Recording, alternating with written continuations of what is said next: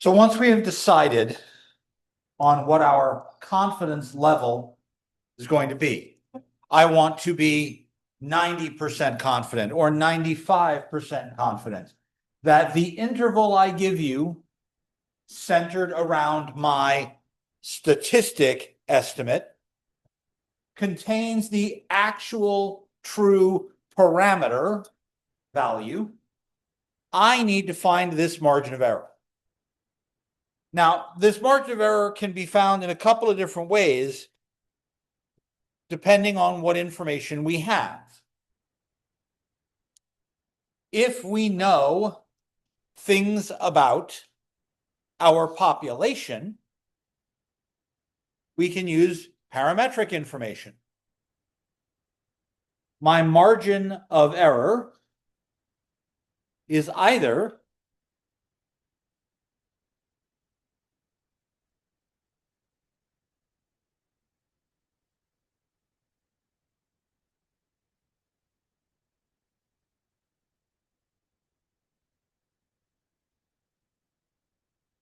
one of these three formulas.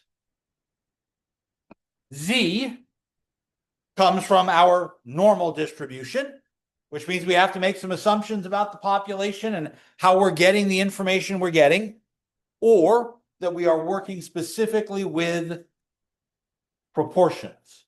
Proportions always use Z values. And then which standard deviation do we know?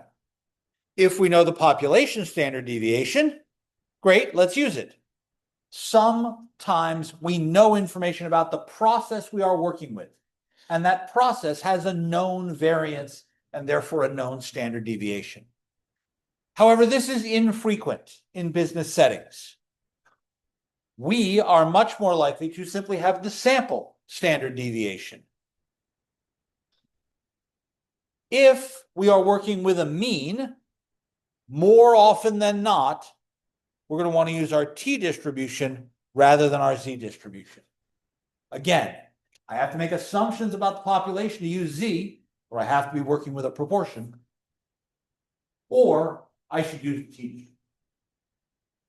So once I have whatever this margin of error number is, I'll be able to figure out either side of my point estimate to come up with an interval.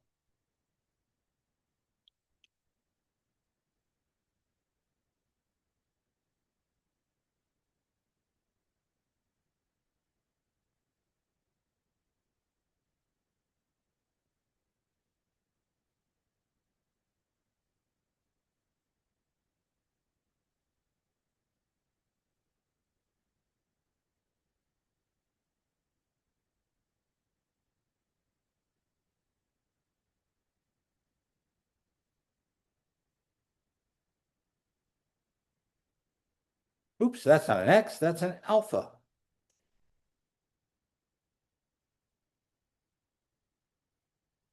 The way those numbers are generated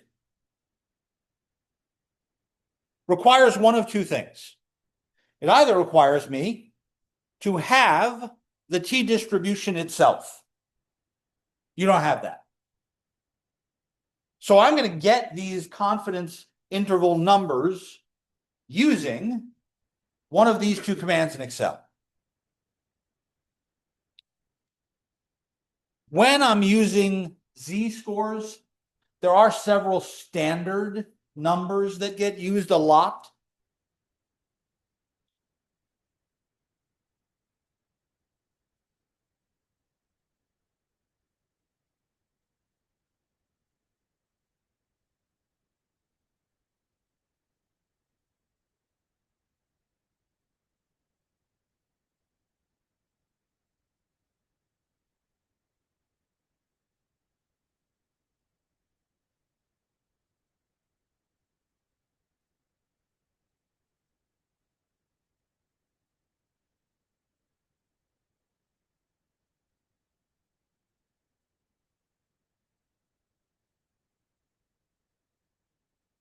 If I'm dealing with a 90% confidence interval, then my z-value that I will use is 1.645. Similarly, with a 95% confidence interval, the most common one we will use is a 95% confidence interval. Again, that goes hand in hand with our 0.05 sensitivity. We use 1.96. With 99%, we use 2.576. I do not have similar commonly used values for t, because with t, my number of people in the sample, my degrees of freedom, changes the shape of the distribution. So I have to look this up when I want to do t values, either off table or with our Excel command.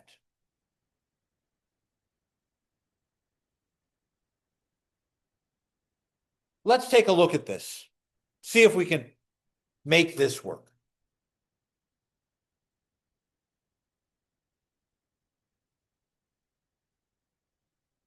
Document file in our Canvas page, please go get it.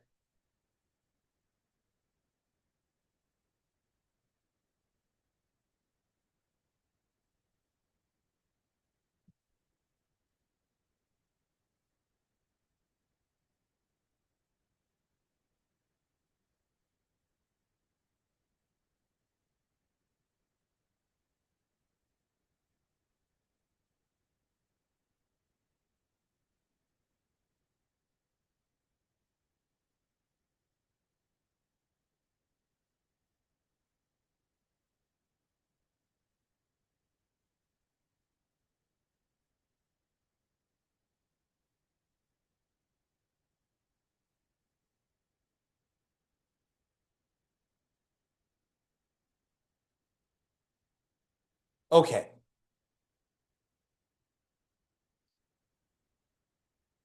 I've told you the sample mean. Sample mean is $200. The average monthly spending of my customers is $200. That's a point estimate. That's a single value. And if I have, I don't know, 10,000 customers, I'm going to have a problem here.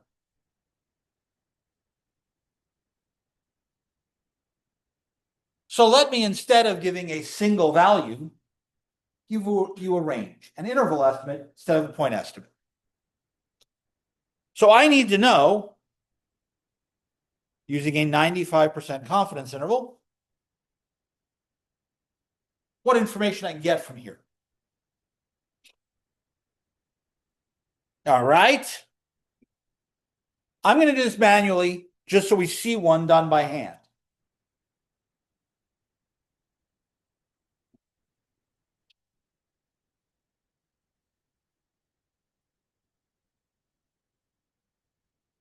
This is the information I have. I had a sample of 50 customers.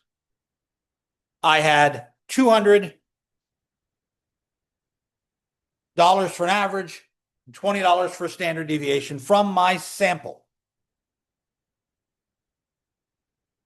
If I make the assumption we're going to use Z here, I'm going to use a normal distribution.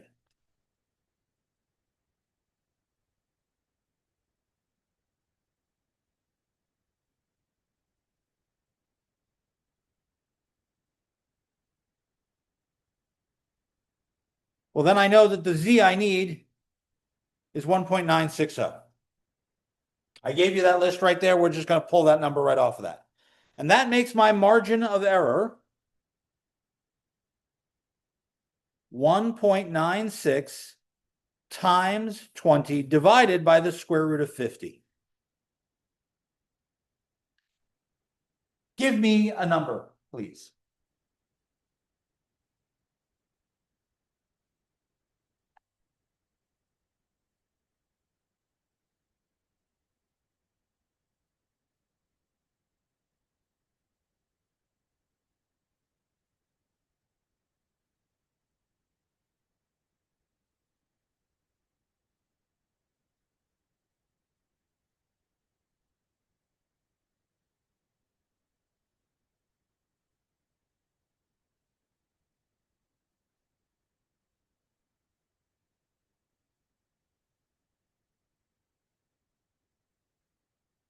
This is in currency. So give me dollars and cents.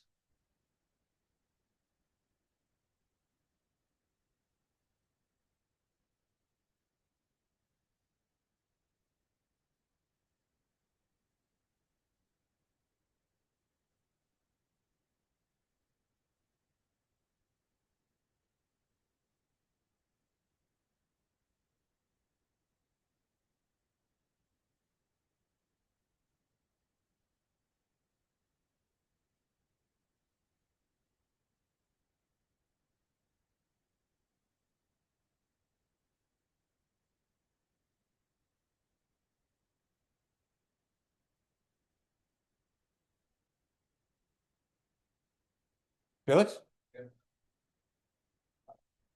One more decimal.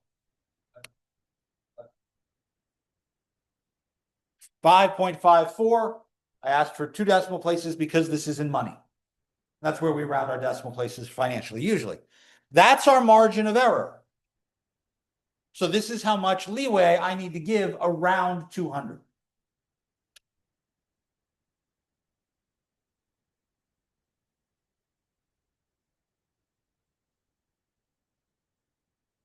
So I'll take an interval and I'll have as the left end of my interval 200 minus 5.54, and as the right end 200 plus 5.54. And I've used this interval notation that we use in algebra class, square bracket for the left edge, number, number, square bracket for the right edge. So I get, when I add, that's easy, $205.54. What do I get when I subtract?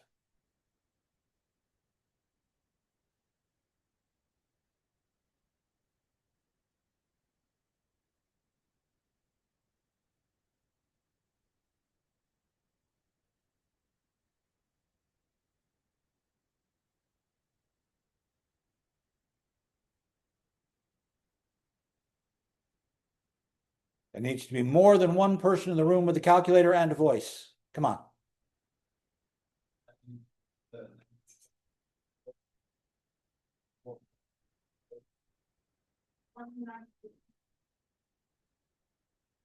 I came up with 194.46. Go back and double check your subtraction. Make sure you didn't subtract it from here, but from the 200. What does this confidence interval mean? I only looked at 50 customers. I have thousands of customers. This 50 gave me $200 as average spending. What this interval tells me is that if I were to look at all 10,000, I'm 95% sure the average of all of them is between 194.46 and 205.54. You've seen these before. You may not have recognized them for margin of error and an interval like this, but if you've ever seen some sort of chart and you've got a monthly spending of 200 and then you've got some sort of error bar around it, that is exactly this interval. If this is 200, then this is 194.46 down here, and this is 205.54 up here, and that's exactly what an error bar demonstrates to us.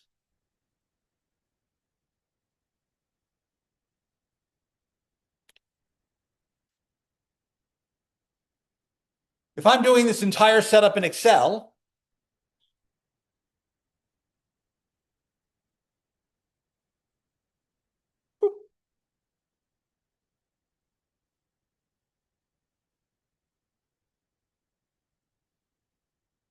share Excel.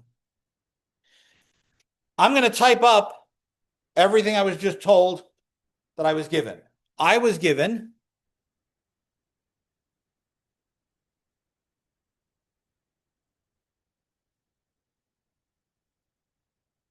an average.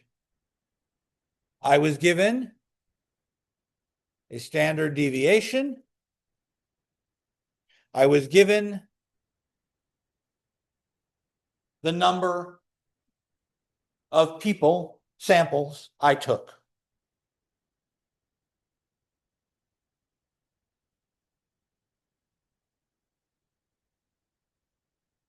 I was told I wanted a 95% confidence interval. I'm just going to use CI for confidence interval. And that means that the alpha, the sensitivity I'm using, that's 0.05.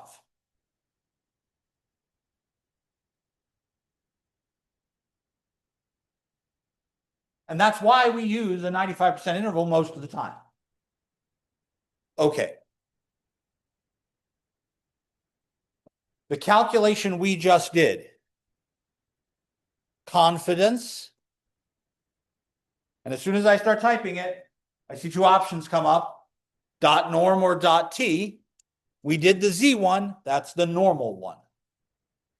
Normal in this case not being the one we do the most often, but the one that uses the normal distribution, which is where the Z values come from. Then I hit parentheses.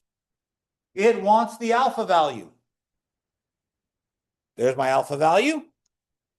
It wants the standard deviation. There's my standard deviation. It wants the size. How many people were in my sample?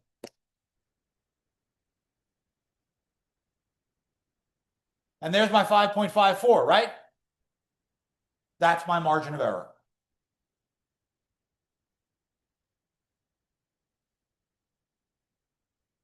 It will not give me the interval. Excel will only give me the margin of error.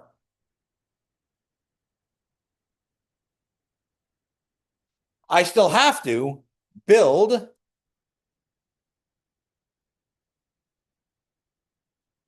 the confidence interval low end and confidence interval high end.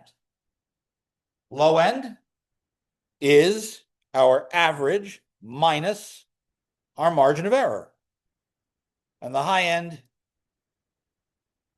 is our average plus our margin of error. If I round those to two decimal places, those are exactly the numbers we came up by hand. Questions? Yes, sir. Absolutely. Which part of it? The whole thing or from the...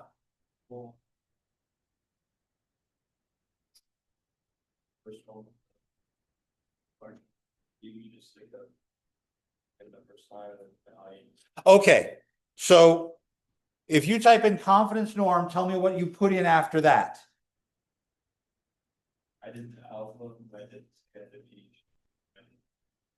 Yeah. So your alpha is 0.05. Yeah. Your standard deviation is 20, and your N is 50. And it's giving you hashtag value. Double check the way you spelled confidence and that you actually typed out dot norm. That's almost always an issue in the command. But it could also be that you've got a typo somewhere else, missing commas or something like that between those values.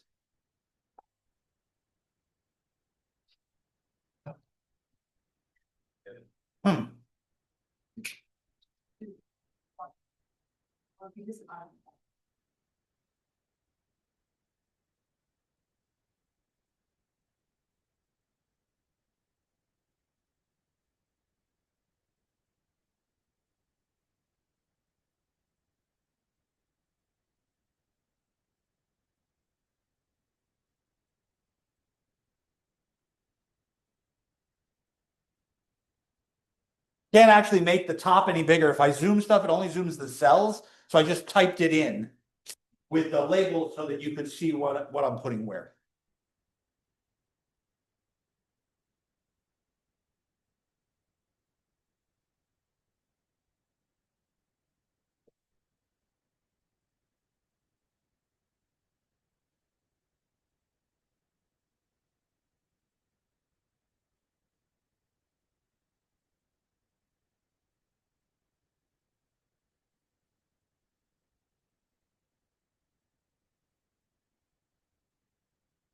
Bill?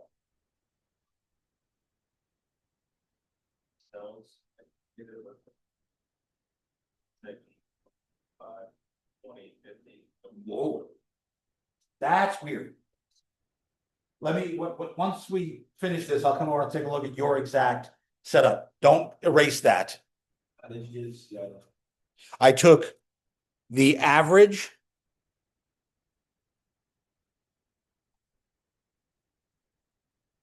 I keep forgetting, I need a quote there. Average minus margin of error. And then for the high, it's average plus margin of error.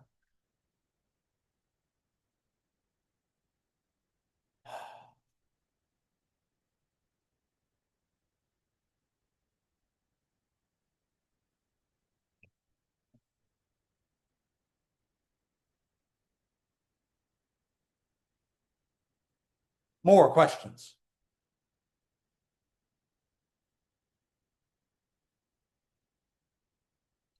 I will point out, this can be done in lots of different ways.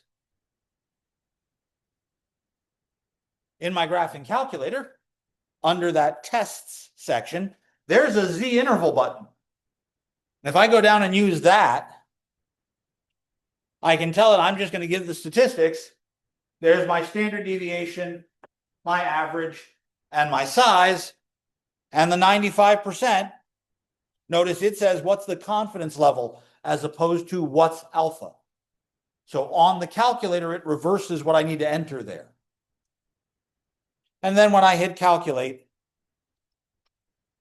it returns the same interval as well.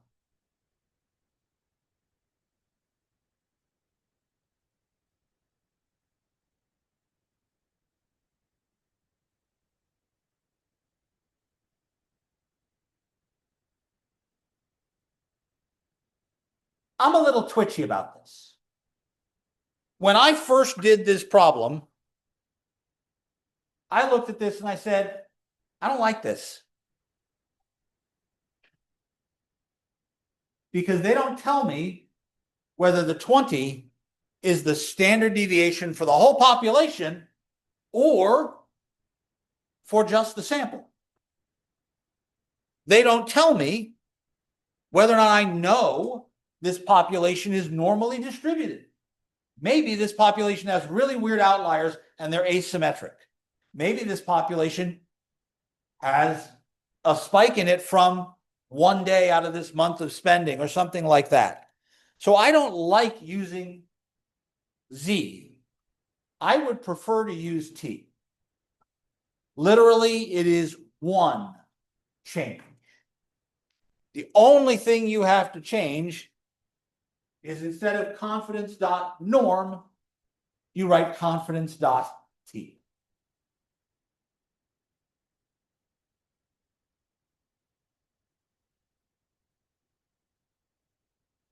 Confidence.t.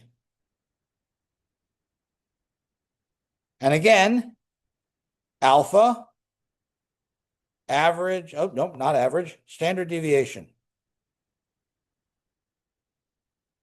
And size. Okay. Why is that larger?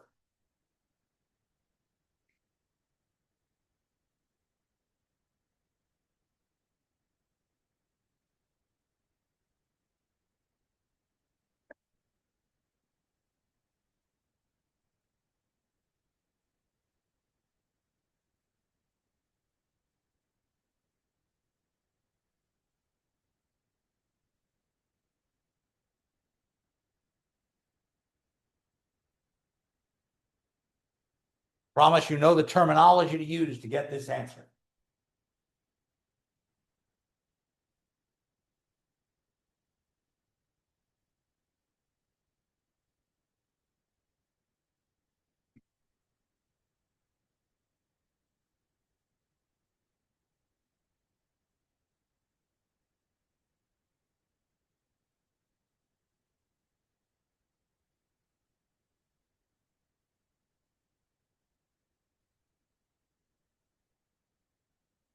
There's a difference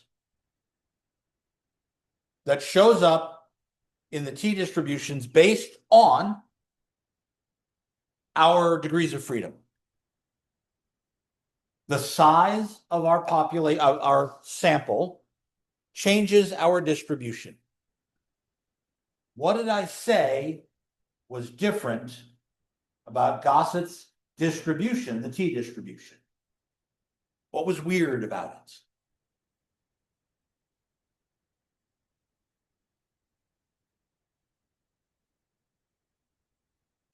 Pretty sure this was last week.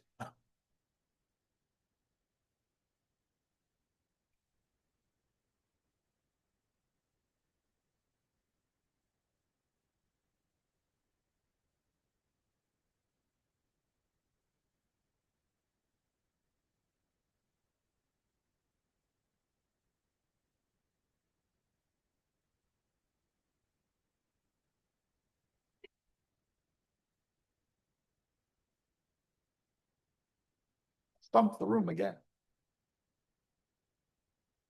Okay. The t distribution has more stuff possibly on the outer edges. It's got larger kurtosis. It's got that weird thing that the tails are bigger because we're not as sure when we have fewer numbers.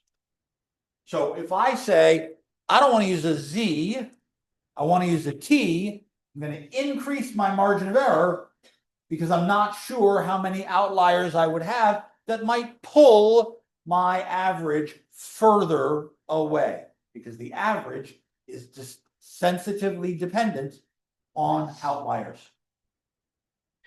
These two calculations, though, are the same.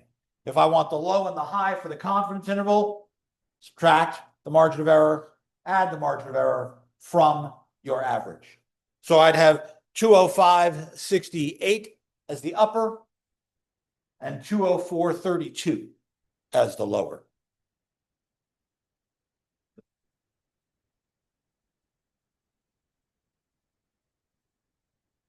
Questions?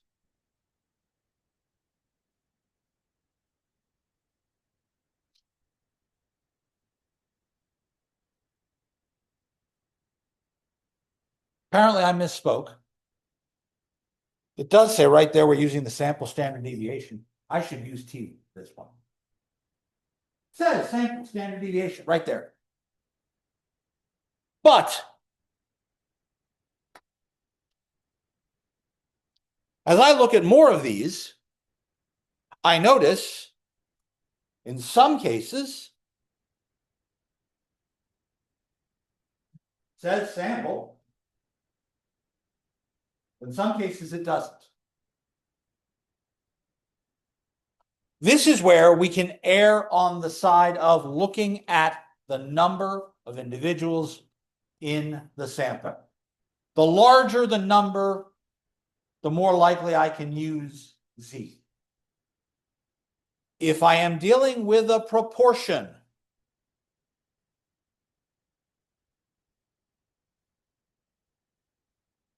as in 2 and 4 here, I should always use Z.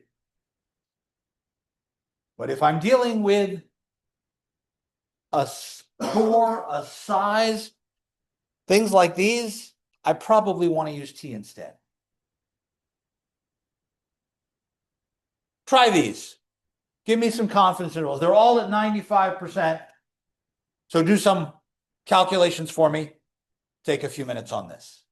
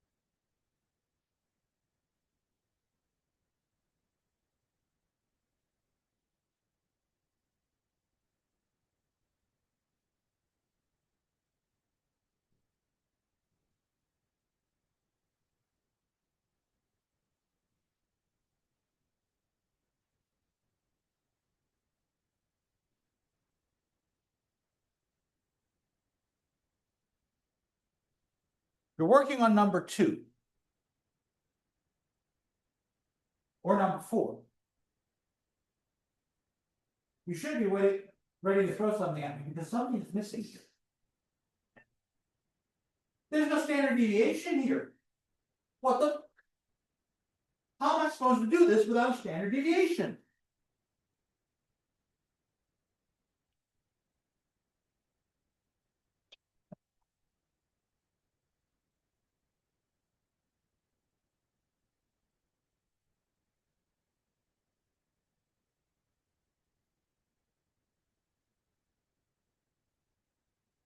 If I'm dealing with a proportion, P, my standard deviation is calculated from that proportion.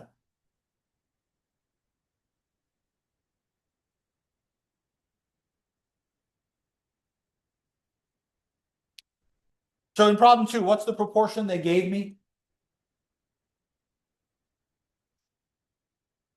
What's our percentage? 60%. So in number 2, 60% is 0.60. So my standard deviation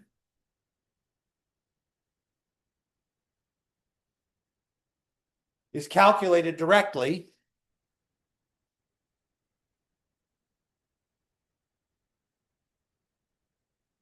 as the square root of 0.6 times 0.4, which is some ugly looking number. 0.48989. I wouldn't actually calculate it out and type in this number. If I were doing this in Excel, I would type in this formula, the square root of 0.6 times 0.4, and let Excel keep all the decimal places, and I won't make a transcription error copying things from one place to another. Yes, sir.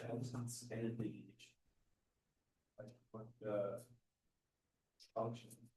STDEV? Did it give me that number? Wow.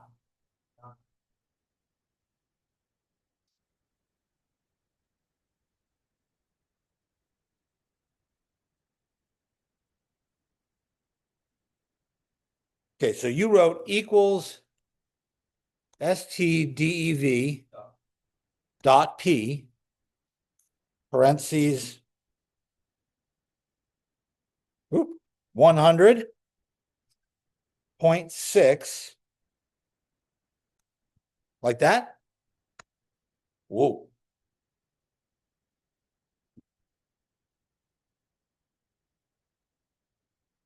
But my problem is that I want a proportion, right? And that's a whole factor too high. So what I think you just gave it was the standard deviation if the only two values I'm using are 100 and 0.6. And that's a really big variance, isn't it? Right. So that's going to give me a really big standard deviation. So that is absolutely unfortunate that it gave me something that sounds so reasonably close to the number I want. Huh. I wonder.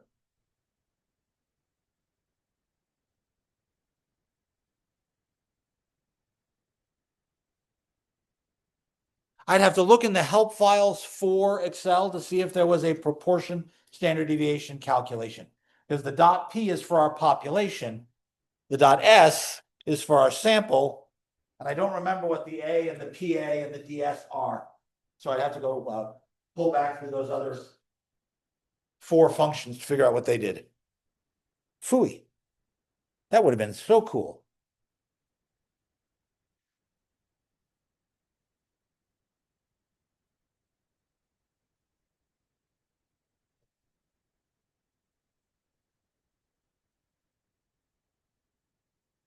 I'm going to have to do the same thing in number 4 because we were given a proportion instead of a ranged value.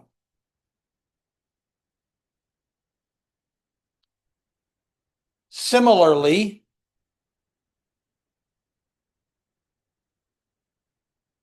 stat tests There's the T interval command. There are my proportion intervals. My chi-square test. You can do almost all of this stuff on here as well.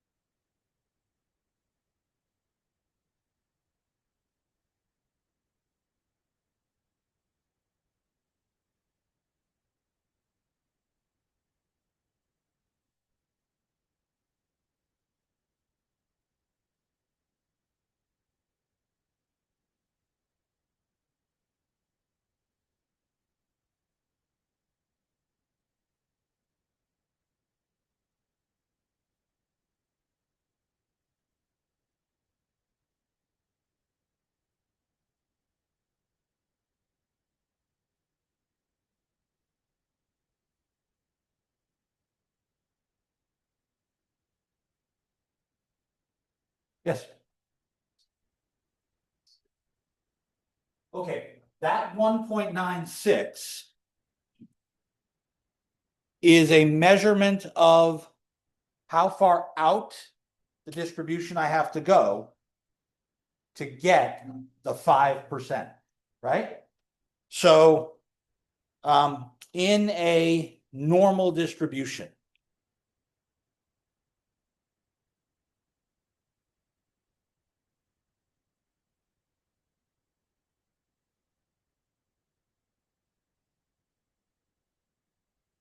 if this is 1.96 here on the right, and this is negative 1.96 here on the left, then this part of the curve, those two pieces, when added together, have an area of 0.05. That's the 95% in the middle, right? And that's what I'm looking for. If I wanted 10% on the outside and 90% in the middle, that would be the 1.645. And if I wanted just 1% on the outside and 99% in the middle, that's the 2.5, whatever that number is. I can look those numbers up in Excel as well. I think it is the normal, inverse normal. So if I'm in Excel,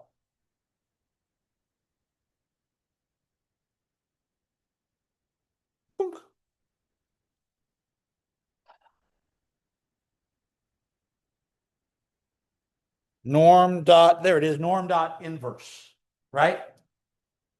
Norm dot inv.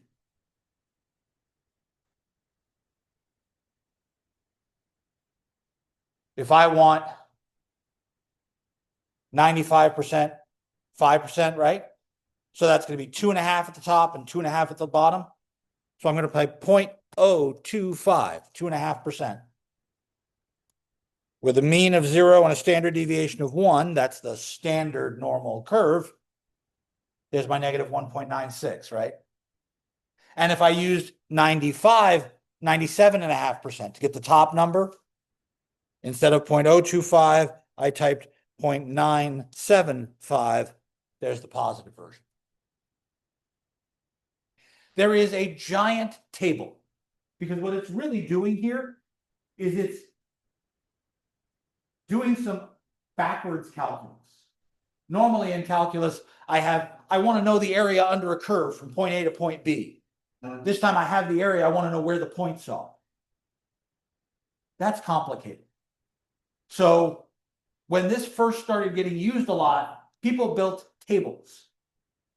to as precise as you want to be. I mean, some of these tables are hundreds of pages thick.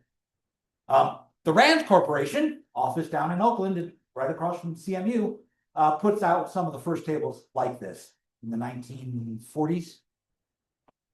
So that we could get these numbers without having to spend forever on our slide rules working this crap out backwards by hand.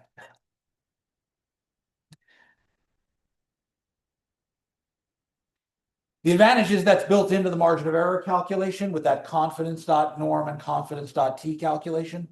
So I actually have to look that up separately. But if I do, like for the problem we're now looking at, number 2, I'm going to use that z by default. So there's my confidence.normal calculation right there. And that tells me it's, well, about 10% on either side, 9.6% on either side of my 0.6. So the confidence interval goes from 50.4% to 69.6%. If I show you the next one, number 3, which I just ate the information for because it's on the other screen. Average customer satisfaction of 4.5 out of 5, standard deviation of 0.3, doesn't say sample versus population, so I'm going to assume that's a sample. They've given me the number, it's small. I'm going to use the t version.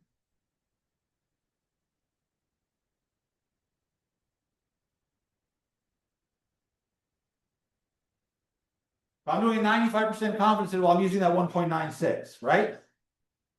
For the plus, the minus, 1.96. There's my calculation using the z. That's confidence.norm right there. But notice that very bottom number in the first column. That says t-value for a confidence interval, 95%, with 40 in the size of the sample. That's not 1.96, is it? It's a little bit bigger because of the additional kurtosis in the t-distribution. Ooh, you dirty rat. And I used the t-inverse calculation to do that. Just like there's a normal inverse, there's a t-inverse. We will do lots more on the details of this next semester in business stats.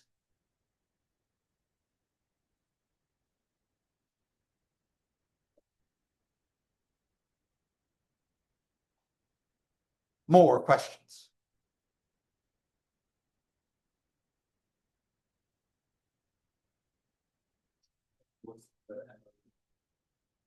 This is confidence.norm.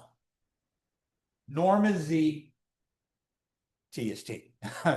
That's the problem. It's a z-score for a normal distribution, which I wish they'd call it normal, but they would use n, and n is already in use here. Yeah, I subtracted from the mean. So 4.5 minus my margin of error, 4.5 plus my margin of error in this case.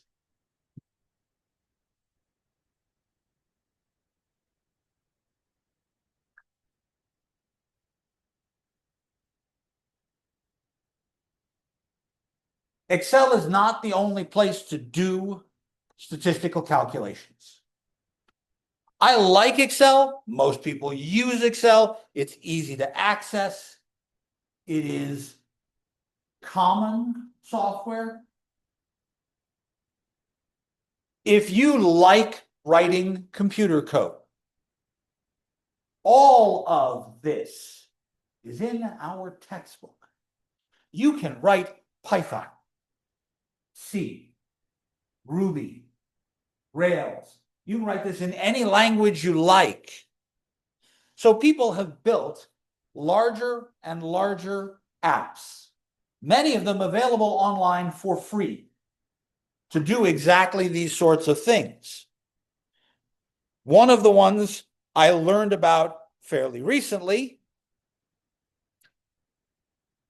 is called Jamovi. And in our reference page that Dr. Burns built, here's a data file. You should download this if you want to do this. When you go to open a data file in Jamovi, which you can do online, you don't have to install anything, completely web-based app. You need to have the page you want to work on up and save the file before you upload it. So there are several different tabs here across the bottom of this page where I can do different tests. Here's my confidence interval test. If I save this piece of information, I can then go to the Jamovi website, upload this data set, and choose whichever test I want. And what's interesting to me is this is a drag and drop. If I wanted to do a paired t-test, I drag the before training into, just drag it over one at a time.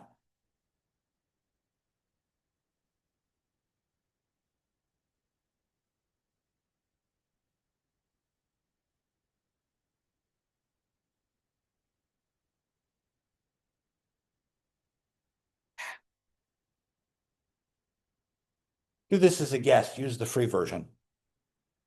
I did this already, I forgot. Won't let me undo that sign in. Gmail, there we go.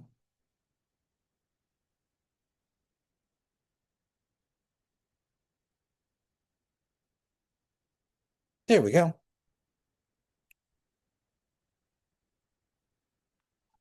All right.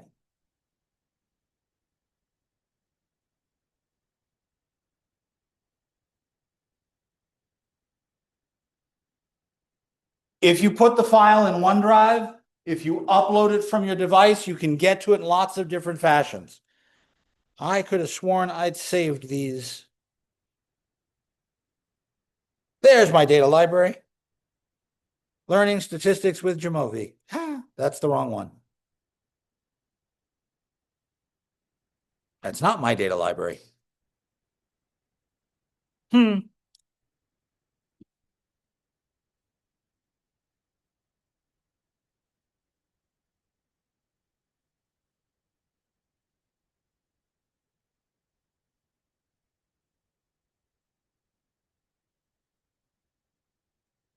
Why didn't you open? In any case, once you have the file uploaded,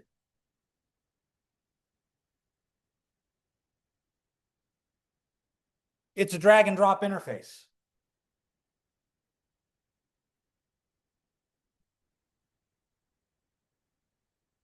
You drag the variable you want, tell it what test you're going to use.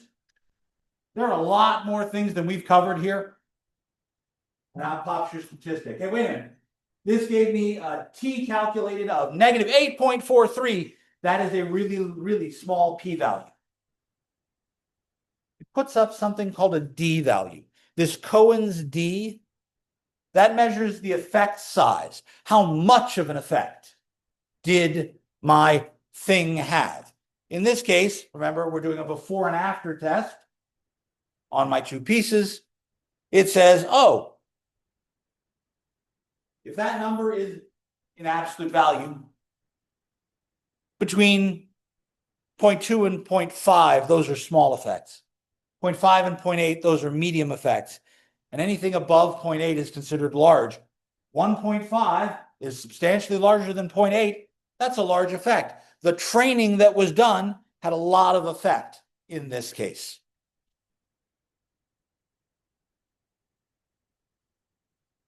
You should, if you want, play with this. It's the only way, really, to understand what this is capable of. We can do all of the tests that we were working on in this chapter in Jamovi. There are dozens of different applications, and more are being developed as we speak.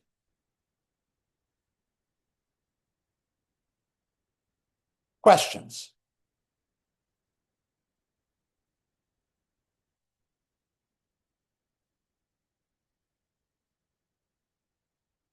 Okay. This is the project for this section. This is a larger project. It really is a sort of cumulative project on everything we've done in the first 3 modules. To that extent, I would like you to work in small groups. 3, 4, 5 people, I'd like you all to work together. 2 things. Once you have a group, email me a list of the group members. Create a Google Doc, shared with all the group members and with me. And have your discussions there as well. Whatever conversation you're having in class, that's fine. Write it down. I know who's working with whom and on what. Each of you is required to turn in your own file for this project. I've got another 20 minutes left of today, and I've got all of Thursday. I want us to work on this here. Questions? Then let's get started.